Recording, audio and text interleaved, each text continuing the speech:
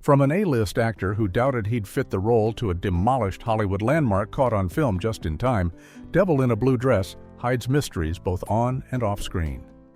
This neo-noir gem, starring Denzel Washington, harbors bizarre production secrets, anachronistic goofs that slipped past editors, an unexpected box office battle with C7N, and a touching family cameo that adds Hollywood dynasty intrigue to this forgotten 1995 thriller.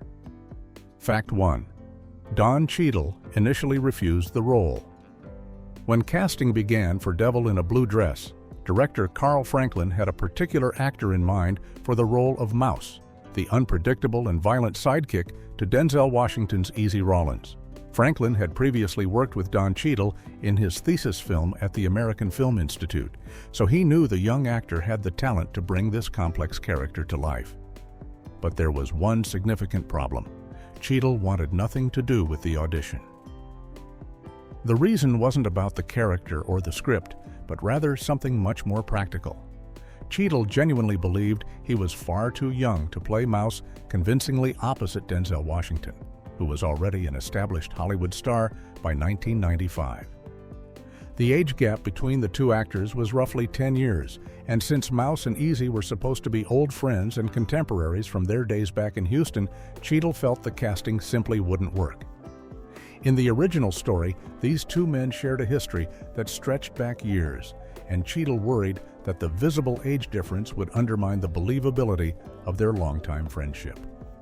But Franklin wasn't ready to give up on his choice. According to interviews, Denzel Washington himself had to personally reassure Cheadle, repeatedly telling him not to worry about the age difference and promising that he would look younger on camera. Washington's confidence eventually convinced Cheadle to take the audition, and when filming began, the production team worked to minimize the apparent age gap by subtly aging up Cheadle's appearance, while Washington toned down his own look. The gamble paid off spectacularly. Cheadle's performance as Mouse became the breakout element of the entire film, earning him awards from the Los Angeles Film Critics Association and the National Society of Film Critics, and many critics noted that he stole nearly every scene he appeared in. Fact 2. A cut love scene changed the film. During the editing process of Devil in a Blue Dress, director Carl Franklin made a significant decision that would alter the final version of the film that audiences eventually saw in theaters. Originally, the movie included a steamy love scene between the two lead characters, Easy Rawlins, played by Denzel Washington, and Daphne Monet, played by Jennifer Beals. This scene had been fully filmed and was initially part of the rough cut of the movie, but Franklin ultimately decided to remove it entirely before the film's release in 1995. The director's reasoning behind this choice was straightforward and deliberate. He simply didn't believe the explicit romantic scene was necessary to convey the story he wanted to tell. Franklin felt that the relationship between Easy and Daphne could be communicated effectively without showing their physical intimacy in such detail, and he worried that including the scene might distract from the larger mystery and the film's focus on racial dynamics in late 1940s Los Angeles. This wasn't a decision made by studio executives or due to concerns about the film's rating, but rather a creative choice by Franklin himself, who wanted to maintain the film's focus on the detective story and its deeper themes about identity and crossing racial boundaries in a segregated society. The removal of this scene meant that the chemistry between Washington and Beals had to be conveyed through more subtle moments and dialogue rather than through physical passion, which some critics later noted gave their relationship a slightly distant quality. Franklin believed this restraint ultimately served the noir atmosphere of the film better, keeping the emphasis on the dangerous mystery Easy was unraveling rather than on romance, and allowing the audience to focus on the complex web of secrets that Daphne was hiding. Fact 3. It was Denzel's first production company project. Devil in a Blue Dress holds a special place in Denzel Washington's career for a reason that goes beyond his performance as Easy Rawlins. This 1995 neo-noir thriller was actually the very first film produced by Washington's own production company, Mundy Lane Entertainment, marking his debut not just as an actor, but as a producer with creative control over a major Hollywood project. Washington had established Mundy Lane Entertainment 3 years earlier in 1992, the same year he starred in the critically acclaimed biographical film Malcolm X, which earned him an Academy Award nomination. By founding his own production company, Washington was following in the footsteps of other major actors who wanted more say in the types of stories being told on screen and the ability to champion projects they believed in personally. The decision to make Devil in a Blue Dress the company's inaugural project was particularly meaningful because Washington was deeply committed to bringing Walter Mosley's Easy Rawlins mystery novels to the screen, seeing them as an opportunity to showcase a black detective hero in a classic film noir setting. Washington didn't just lend his name to the production either. He actively helped finance the film and worked closely with director Carl Franklin throughout the entire process. This level of personal investment reflected Washington's belief that the story needed to be told and his hope that it would launch a successful franchise based on Mosley's series of books.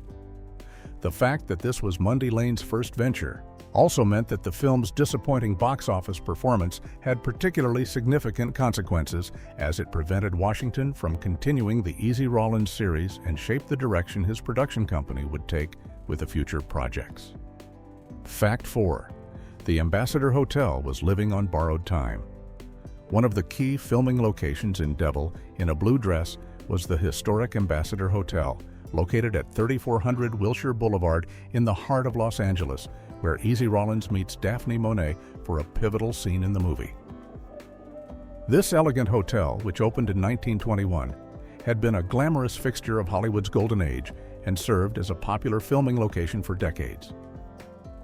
Movie fans might recognize the Ambassador as the Taft Hotel from the 1967 classic film The Graduate, where it served as the setting for Benjamin's secret affair with Mrs. Robinson in one of cinema's most memorable storylines.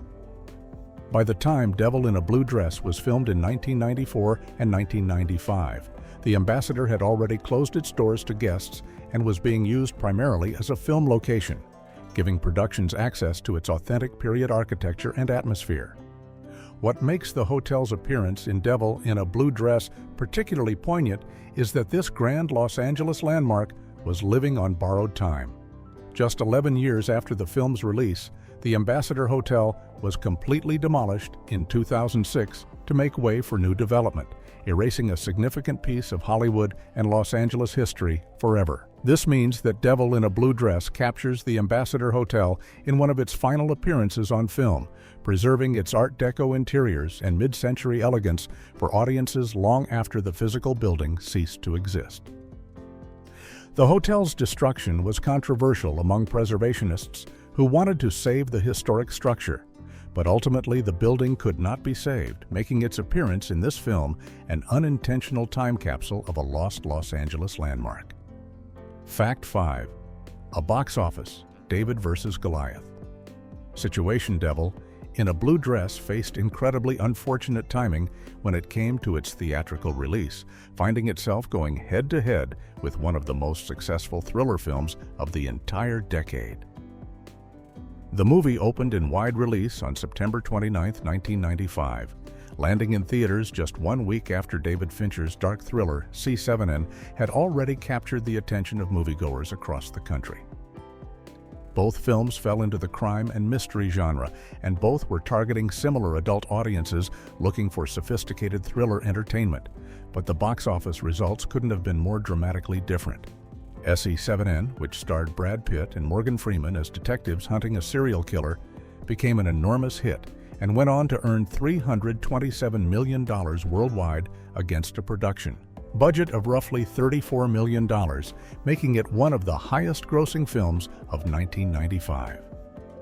Meanwhile, Devil in a Blue Dress struggled to find an audience despite strong reviews from critics, ultimately earning only $22 million worldwide on a budget that was roughly $27 million, according to some sources, or $22 million, according to director Carl Franklin himself.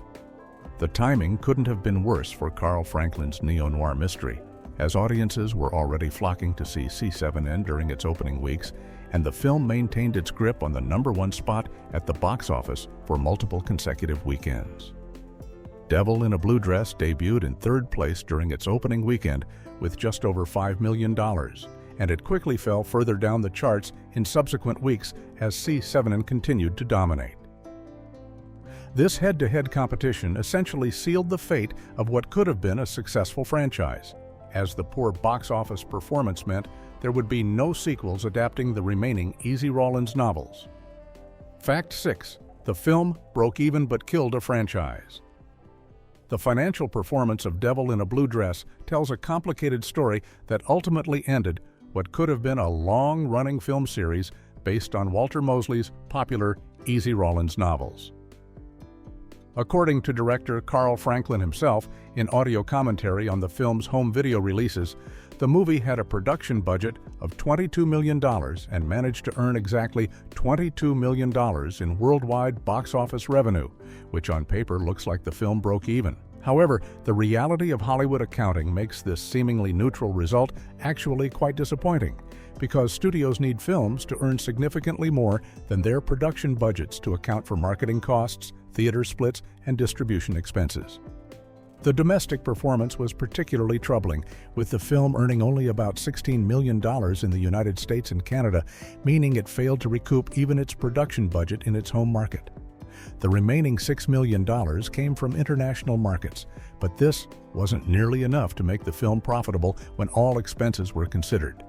This underwhelming financial performance had serious consequences for everyone involved in the production, particularly for Denzel Washington and his production company, Mundy Lane Entertainment, which had hoped this would be the first installment in a profitable franchise. At the time the film was made, Walter Mosley had already written several Easy Rawlins mystery novels, with more planned for the future, providing plenty of source material for potential sequels. Fans of Mosley's books were disappointed because they had been excited to see more of Easy Rawlins' adventures on the big screen, and the strong chemistry between Washington and Don Cheadle suggested that subsequent films could have been even better as the actors settled into their roles. Fact 7. A bourbon bottle betrays this period. Despite the meticulous attention to period detail that went into recreating late 1940s Los Angeles for Devil in a Blue Dress, one small but telling anachronism managed to slip through and make it into the final film. In a scene where Don Cheadle's character Mouse is questioning a man named Dupree Bouchard, Mouse pours a glass of bourbon for Dupree and then casually screws the cap back onto the bottle before continuing their tense conversation. This simple action might seem perfectly normal to modern audiences, but it's actually a significant historical mistake that eagle-eyed viewers and film enthusiasts have pointed out over the years. The problem is that screw caps, also known as screw top closures, were not used on liquor bottles in 1948 when the film is set. And in fact, they wouldn't become standard on spirits bottles until the 1970s, more than 2 decades after the events depicted in the movie. During the time period shown in Devil in a Blue Dress, all bourbon and whiskey bottles would have been sealed with traditional cork stoppers, which required pulling out the cork to open the bottle and pushing it back in to reseal it. This type of period inaccuracy is exactly the kind of small detail that production designers and prop masters work hard to catch during filming, since maintaining historical authenticity is crucial for period films. But somehow this particular bottle made it through the entire production process without anyone noticing the error. The mistake is particularly ironic given how much effort went into getting other aspects of the 1940s setting correct, from the vintage automobiles to the period-appropriate clothing and hairstyles to the carefully recreated jazz clubs and street scenes.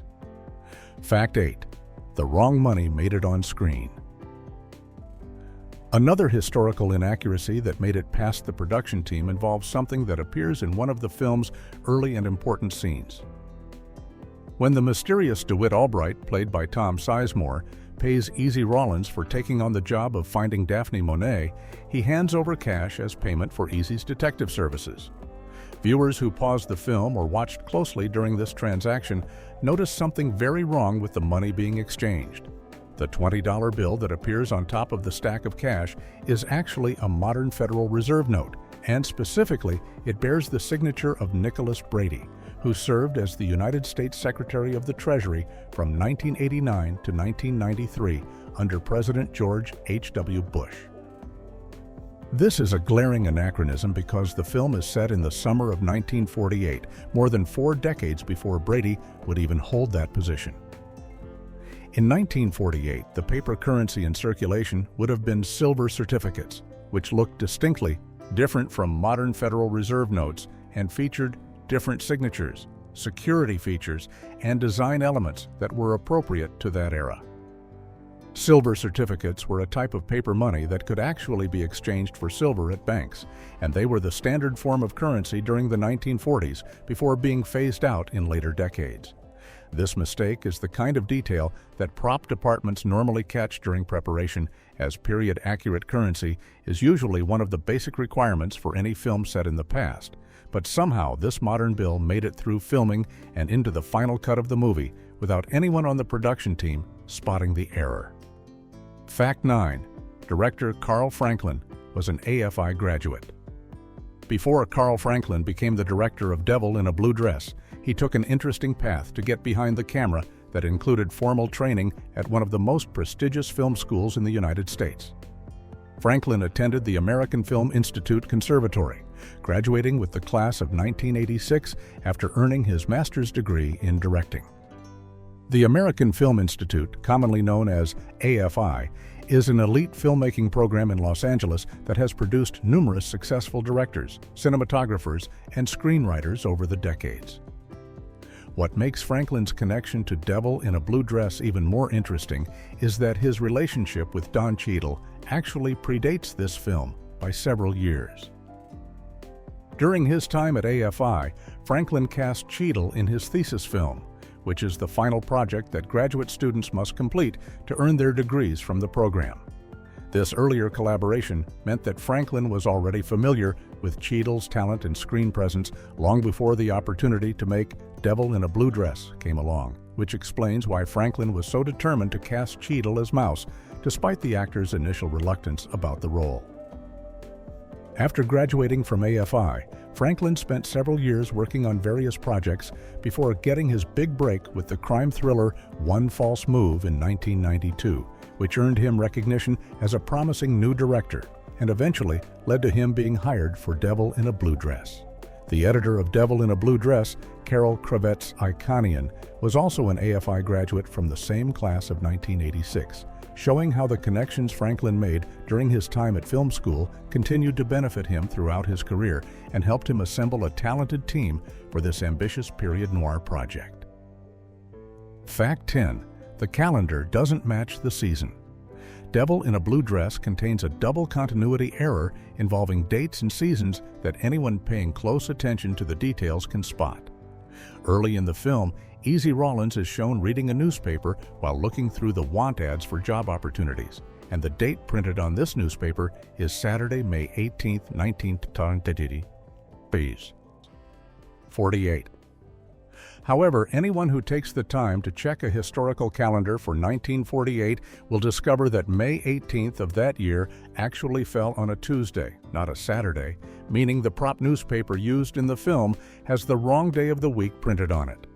This is the kind of mistake that prop departments are usually very careful to avoid, since historical calendars are easy to verify, and getting the day wrong can break the period authenticity that filmmakers work so hard to achieve.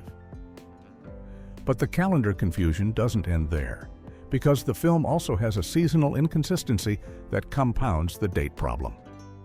Throughout the movie, Denzel Washington's voiceover narration specifically states that the events are taking place during the summer of 1948, setting up the hot, sultry atmosphere that's typical of film noir stories. The problem is that May 18th falls squarely in the spring season, not summer, since summer doesn't officially begin until June 20th or 21st, depending on the year. There's still more than a full month of spring remaining after May 18th, which means the narration and the newspaper date contradict each other about when the story is actually supposed to be happening. These types of overlapping errors suggest that the production may have changed the specific timeline of the story during filming or editing without catching all the references that needed to be updated.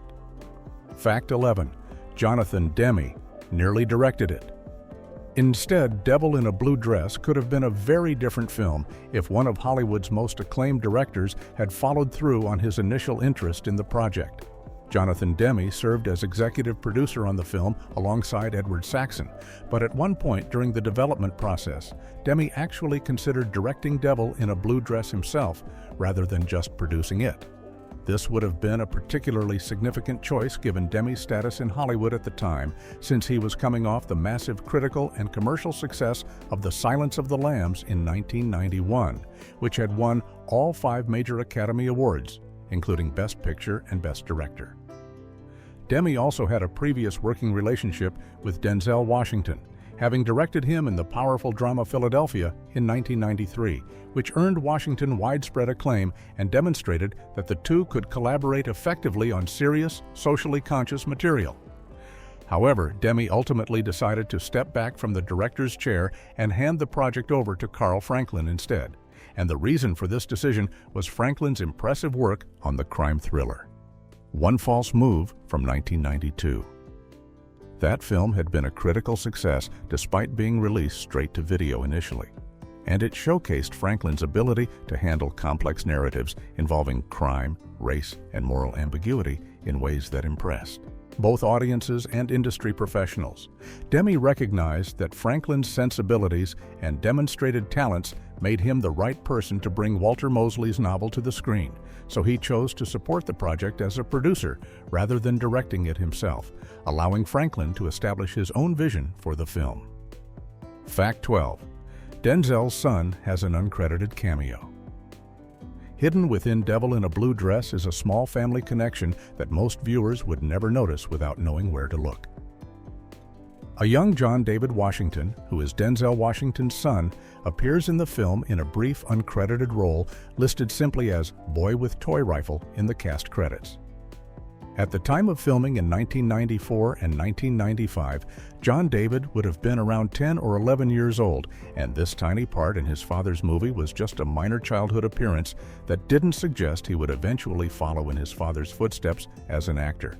The role was so small and went by so quickly that audiences watching the film had no reason to pay attention to this particular child actor, and his name didn't even appear in the main credits that rolled at the end of the movie. What makes this cameo particularly interesting in retrospect is knowing what John David Washington would go on to achieve in his own acting career many years later. After initially pursuing professional football and playing in the NFL for a brief time, John David eventually turned to acting and achieved his breakout role in Spike Lee's Black Klansman in 2018, earning critical acclaim and a Golden Globe nomination for his performance as real-life detective Ron Stallworth. He followed that success with a starring role in Christopher Nolan's mind-bending action thriller Tenet in 2020, cementing his status as a leading man in Hollywood. The fact that his very first appearance on film was this uncredited, barely noticeable role in his father's neo-noir detective movie adds an extra layer of Hollywood dynasty intrigue to Devil in a Blue Dress. Fact 13. The cinematographer shot 2. Cinema legends. The visual atmosphere and striking cinematography of Devil in a Blue Dress came from the talented work of Tak Fujimoto, a highly respected director of photography who brought his considerable expertise in shooting dark, moody thrillers to Carl Franklin's neo-noir mystery. What many viewers might not realize is that Fujimoto had already established himself as one of Hollywood's premier cinematographers for suspenseful and psychologically intense films before he ever worked on Devil in a Blue Dress. Just 4 years earlier, in 1991, Fujimoto served as the cinematographer for Jonathan Demme's The Silence of the Lambs, the psychological horror thriller that won the Academy Award for Best Picture and became one of the most iconic films of the 1990s. His work on that film, creating the unsettling visual tone and claustrophobic framing that made the movie so memorable, demonstrated his ability to use lighting and camera placement to build tension and atmosphere. Then, just 4 years after Devil in a Blue Dress, Fujimoto worked as cinematographer on M. Night Shyamalan's The Sixth Sense in 1999, another critically acclaimed thriller that became a massive box office success and is still remembered today for its twist ending and eerie visual style. This means that within less than a decade, Fujimoto shot 3 major films that all dealt with mystery, suspense, and psychological darkness, establishing him as perhaps the go-to cinematographer for directors who wanted to create films with shadowy, atmospheric visuals. His work on Devil in a Blue Dress fits perfectly into this pattern, as he used his mastery of light and shadow to recreate the look of classic film noir while giving the movie its own distinct visual identity. Fact 14. 4 blocks of LA became 1940 Central Avenue. One of the most impressive achievements of Devil in a Blue Dress was the recreation of Central Avenue, the vibrant heart of Black Los Angeles culture during the 1940s, which required extensive location work and production design to bring this lost world back to life. The actual Central Avenue at 34th Street, as it existed during the film's time period, had changed dramatically by the 1990s and no longer resembled the bustling jazz and nightlife district it once was. So the production team had to find an alternative location that could be transformed into a convincing stand-in. The filmmakers eventually settled on a 4-block stretch of Main Street in downtown Los Angeles, centered around the historic Regent Theater located at 448 South Main Street. This area had the right architectural bones and enough period buildings that could be dressed and modified to look like the Central Avenue of 1948. The Regent Theater itself was a particularly valuable location because it had opened way back in 1914 and still retained much of its original character, making it an authentic piece of Los Angeles history that added credibility to the recreation. The production design team then went to work transforming these 4 blocks into a convincing representation of the legendary Central Avenue scene, adding period-appropriate signage, vintage automobiles, neon lights for the jazz clubs, and all the other visual details that would make audiences believe they were seeing the real thing. This meticulous attention to detail paid off, as critics frequently praised the film's sense of time and place, noting how effectively it captured the atmosphere of post-war Black Los Angeles, even though the actual locations no longer existed in their original form. Fact 15. AFI recognized it over a decade later. While Devil in a Blue Dress struggled to find its audience during its initial theatrical release in 1995, the film's reputation gradually improved over the years as more people discovered it through home video and television broadcasts, eventually leading to significant recognition from one of the film industry's most prestigious organizations. In 2008, a full 13 years after the movie had disappointed at the box office, the American Film Institute included Devil in a Blue Dress as a nominee for its Top 10 Mystery Films list, which was part of AFI's broader project to identify and celebrate the greatest American films in various genres. The American Film Institute is one of the most respected cultural institutions dedicated to preserving and honoring the art of filmmaking. So being nominated for one of their top 10 lists represents serious critical recognition and validation of a film's artistic merit and lasting impact. This belated acknowledgement came at a time when film scholars and critics had begun to reassess Devil in a Blue Dress and recognize its qualities that audiences had overlooked during its original release, including its sophisticated approach to race and identity, its authentic recreation of 1940s Los Angeles, the strong performances from its cast, and its stylish direction by Carl Franklin. The AFI nomination also reflected a growing appreciation for how the film had successfully adapted the hard-boiled detective genre to tell a specifically Black American story, offering a perspective that classic noir films from the 1940s and 50s had never provided. While the film didn't make the final top 10 mystery films list, the nomination itself demonstrated that Devil in a Blue Dress had earned a place in the conversation about important American crime cinema. American crime cinema. American crime cinema. American crime cinema.